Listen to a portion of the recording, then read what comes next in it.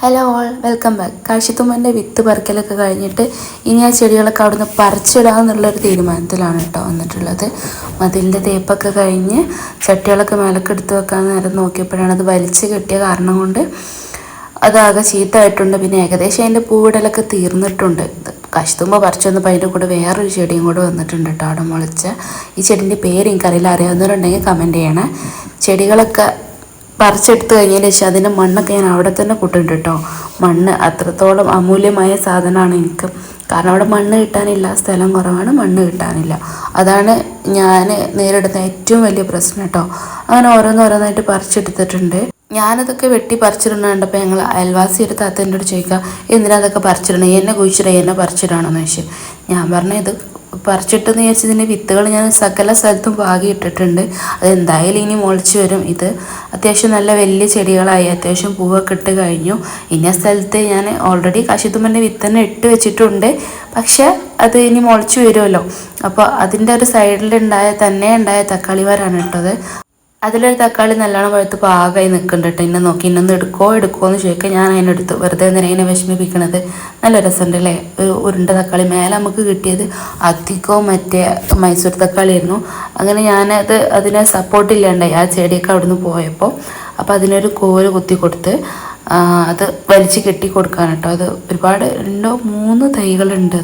അതൊരു നീണ്ടു പോകുന്ന ടൈപ്പ് തക്കാളി മരമാണ്. ഞാനതൊക്കെ പറിച്ച് വേറൊരു കയറെടുത്ത് കെട്ടി കൊടുത്തു കേട്ടോ. അതിനൊരു സപ്പോർട്ട് വേണ്ടല്ലോ, ഞാനത് മറിഞ്ഞ് വീണു പോലും. അങ്ങനെ ആ പണികളൊക്കെ ഏകദേശം കഴിഞ്ഞ, ക്ലീനിങ് ഒക്കെ ഏകദേശം കഴിഞ്ഞിട്ടോ. ഇനിയിപ്പോൾ നമുക്കുള്ള അടുത്ത പരിപാടി എന്താണെന്ന് വെച്ചാൽ താഴെ ഇറക്കി വെച്ച ചെടിച്ചട്ടികളൊക്കെ എടുത്ത് മതിലിൻ്റെ മുകളിലൊക്കെ വെക്കണം. അതാണ് അടുത്ത പണി. അതിനാണ് വന്നത്. പക്ഷേ അതിൻ്റെ ഇടയിൽ ഇങ്ങനെ വേറെ ഓരോരോ പണികളായിട്ട് ഇങ്ങനെ നടന്നു പോയി. ഗാർഡനിലേക്ക് ഇറങ്ങി അങ്ങനെയാണ് വിചാരിച്ച പണി ആവില്ല എടുക്കുക. വേറെ എന്തെങ്കിലും പണി എണ്ണപ്പെടും, അതെടുക്കും. അത് പകുതി കാണുന്നതിന് മുന്നേ വേറെ എന്തെങ്കിലും പരിപാടി കാണും, അതെടുക്കും.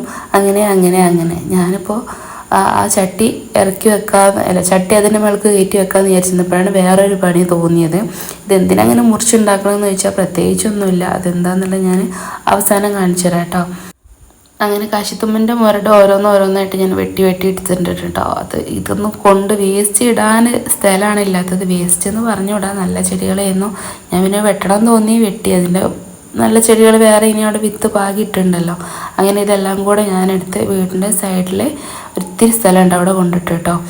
അതിൽ നല്ല നമ്മളെ റെഡ് റോസും 2 പൂ ഇട്ടിട്ടുണ്ട്. ഒരു പൂവ് ഉണങ്ങിയും പോയിട്ടുണ്ട്. ഞാനതൊക്കെ ഒന്ന് വെട്ടി കൊടുത്ത്. ഇത് പെട്ടെന്ന് വെട്ടി കൊടുത്തിട്ടില്ല എന്നുണ്ടെങ്കിൽ അതങ്ങോട്ട് ആ ഭാഗങ്ങൾ മുരടിച്ച് പോകണമായിട്ട് ഞാൻ ശ്രദ്ധിച്ചിട്ടുണ്ട്. അതേ വെട്ടി കൊടുക്കലുണ്ട്. പക്ഷേ ഈ സൈഡിലായതുകൊണ്ട് അത് ശ്രദ്ധ വിട്ടിട്ടില്ല. കാരണം മതിൽ തേക്കുന്ന ആ സമയത്ത് ഞാനത് ഇങ്ങേ ഭാഗത്തേക്ക് വെച്ചതായിരുന്നു. അപ്പോൾ അതൊക്കെ വെട്ടിക്കൊടുത്ത് നമ്മളെ ടുഡേ ടുമോറോ ചെടിയാണ് കേട്ടോ. ഇത് ഞാനൊരു 4-5 കമ്പ് കൊത്തി കൊടുത്തിരുന്നു. എല്ലാം ഉണങ്ങിപ്പോയി. 2 കമ്പ് പിടിച്ചിട്ടുണ്ട് കേട്ടോ. അതിന് എന്താവും അവസ്ഥ എന്നറിയില്ല. അത് വലുതായിട്ട് ഞാൻ ഇതിൻ്റെ അപ്ഡേഷൻ കാണിച്ചു തരുന്നുണ്ട് കേട്ടോ. വീഡിയോ ആദ്യമായിട്ട് കാണുന്നവർ സബ്സ്ക്രൈബ് ചെയ്യാൻ മറക്കരുത് കേട്ടോ. വീഡിയോ ഇഷ്ടമായിട്ടുണ്ടെങ്കിൽ ലൈക്ക് ചെയ്യാനും മറക്കല്ലേ.